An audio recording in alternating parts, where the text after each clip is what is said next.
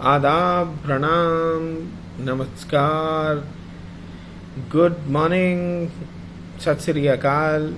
Welcome to GPR32, Understanding Reality, the good, the bad, the stupid. The good, the bad, the stupid. Today's Ghalib. चाहिए अच्छों को जितना चाहिए. Desire the good as much as you may want to desire them. Here, good can also mean beautiful, but since the word used is achon, it means good. So that means the quality of goodness, right? चाहिए अच्छों को जितना चाहिए. ये अगर चाहें तो फिर क्या चाहिए? If they desire you, then what is left to desire? Beautiful one. Now, why did we talk about this one today? We did because figuring out the world has always been important. Figuring out the reality has always been important. And it will become even more important in the post-COVID world. Now, when we try and understand the world, understand other people, generally we sort of put them in one of the three boxes. One of the boxes is good, the other one is bad. It can also be seen as evil because good has two antonyms, two important antonyms. One is bad in the way of bad and one is bad in the way of evil. So I'm using the word bad here to basically mean both. Yeah, I guess. So the good, the bad, and the stupid. Stupid are also the uninformed, because being uninformed or unaware really amounts to being foolish in a slightly less foolish way than being stupid, which is being incapable of understanding something. So generally we sort of put people or classes or communities or groups in one of those three boxes. On what basis do we decide?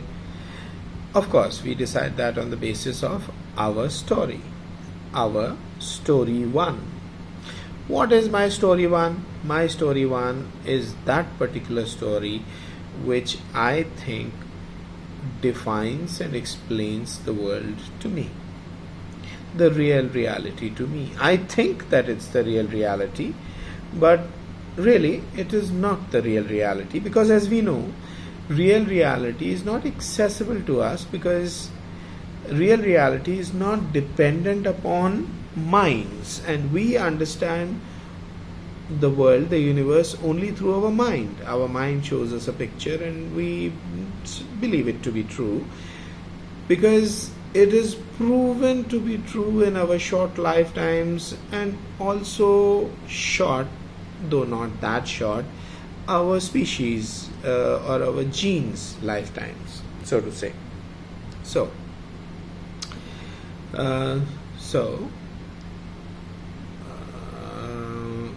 real reality is unknowable, objective reality is knowable, and some of us try and make our story one as close to the objective reality as we can. Some of us don't, but either way, that story one is the real story which allows us to explain the world around us. Now, who are the good? चाहिए अच्छों को जितना चाहिए, ये अगर चाहें तो फिर क्या चाहिए? So, अच्छे लोग कौन होते हैं? अच्छे लोग basically वो होते हैं, we consider good those people who have the same or very similar story one, who behave as if that story one which we believe in is real. They behave in such a way as we would like to behave if we had the ability to be good. So basically, good are people like us. That's it. That's the simple thing. that those people who believe the same story and we who behave as if the same story is true, and who behave as much in consonance with that story as they can, we consider them good. Who are bad? Bad are those people who don't believe in that story. Who are stupid? Again, the people who don't believe in that story. So what is the difference between the bad and the stupid? As I said, the stupid also include the unaware. Now, what happens is, whenever we are in a social situation, something the other person does, whatever he does, we either approve of that, and in that case that's a good deed. In that case, that person who does that more and more and more often is a good person. But if a person does something which we don't approve of, it sort of hurts us, sometimes directly, sometimes only psychologically, sometimes only theoretically. Yeah? Who are the people who are bad? The people who know what is the true story, right? And what is the true story? Obviously our story one, right? We think that is the true story, therefore the other person must also believe in that true story. And if he is aware of that true story but doesn't work in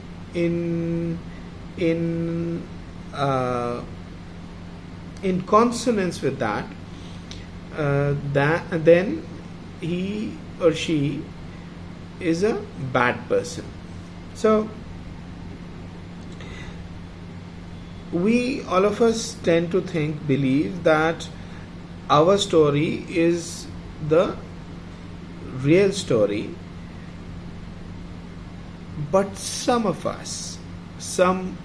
our philosophical works have recognized that everyone doesn't have the same story, that different people have different stories as their story one. That can be seen in the Jain principles or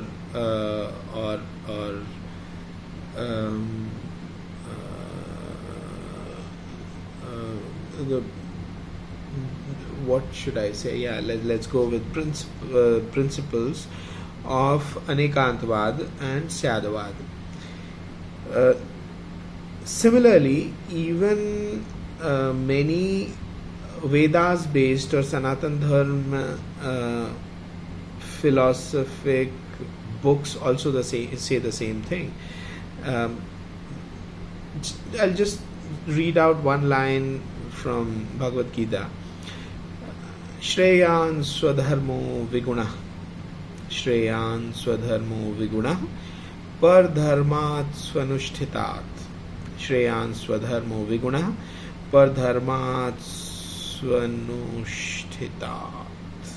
What does this mean? This means it is far better to perform one's natural prescribed duty.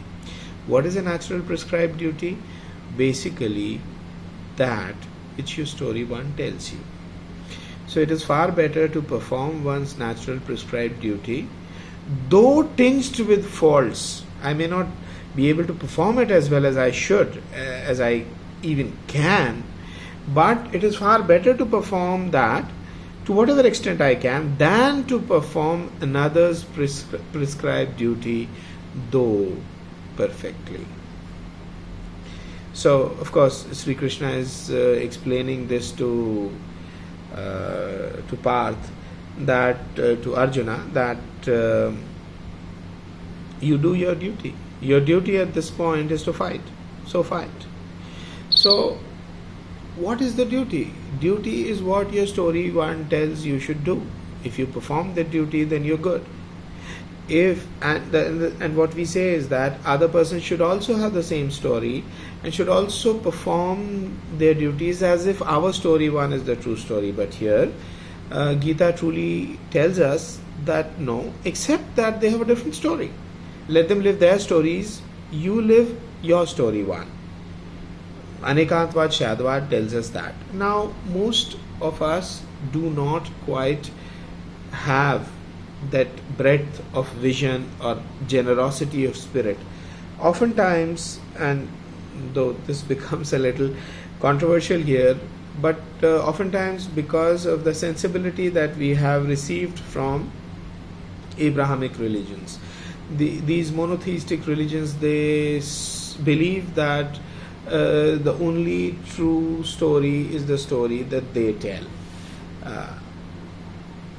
Now every other system tells that what they are telling is really the true story, but they allow you some kind of a leeway. Buddha said, we don't have time to go into that, but let's say he said X, but he said use your own head. If you don't agree with it, do whatever you think is right. Lao Tzu, in his book Tao Te Ching, he said, Taoism or Taoism book Tao Te Ching, he again said things very similar to this. So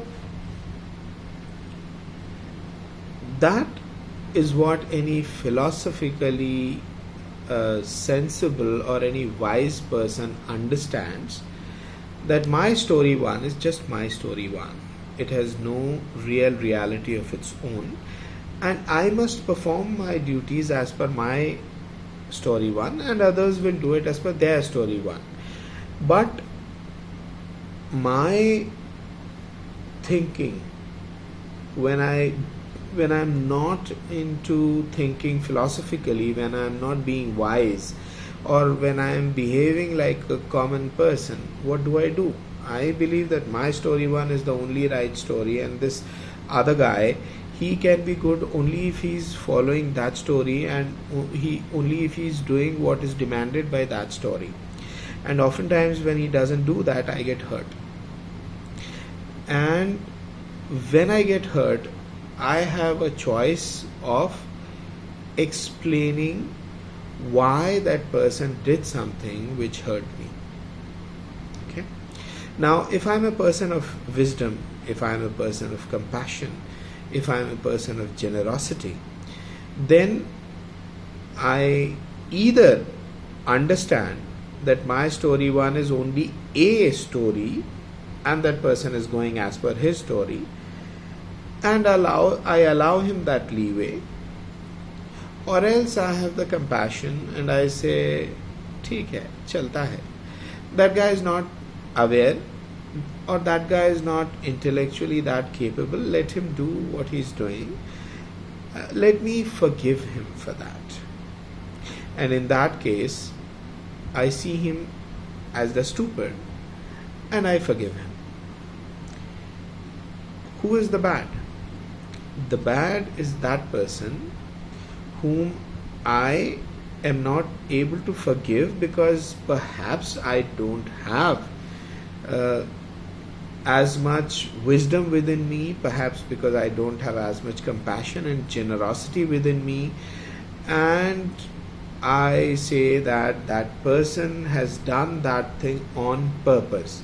In other words, if I were compassionate, I would, and generous, I would probably explain away that error, what in my books is an error of that other person, as an error of omission. And an error of omission is much easier to forgive than an error of commission. So when I do not have the generosity of spirit, when I am not wise enough, when I don't understand that everyone has their own stories, I am not able to forgive the other person, consider saying that that's an error of omission. I think it's an error of commission. That I believe that person did it because he or she wanted to hurt me. That is why he did it. Not because he didn't know any better. If I believe he didn't know any better, either because he's unaware or because he's just incapable of that, then it's an error of omission. चलता है, माफ करो, जाने दो, जाऊं दिया, adjust मारी. Now, if I don't have that kind of spirit, अगर मुझ में इतनी क़ुव्वत बर्दाश्त नहीं है, अगर मुझ में इतना सब्र नहीं है, if I don't have that much of patience, that much of tolerance, that much of acceptance, that much of wisdom, that much of compassion, that much of generosity, that much of understanding, that much of intellectual capacity, that much of spiritual richness within me, I end up considering that mistake as an error of commission. कि ये तो इसने जान करके किया है. This guy wanted to piss me off, therefore he did it. So then that person becomes bad in my book. So why am I making this talk today? Because I want to leave you with the submission that there is nothing really inherently good or bad or stupid, really speaking, about the other person. It's just a matter of how I see it. It's just a matter of what my story one is. And generally, if there is a consonance between my story one and other person's story one and his actions therefrom, then I can find him good. If the consonance is not there, and then I feel that he did it out of unawareness or foolishness or stupidity or inability to do the right thing, then I forgive him as having made an error of omission because he's stupid. Or else I find that he did it on purpose, so I find him bad, I find him evil. So I leave you with this thought. I leave you with the hope that you be happy. Bye-bye.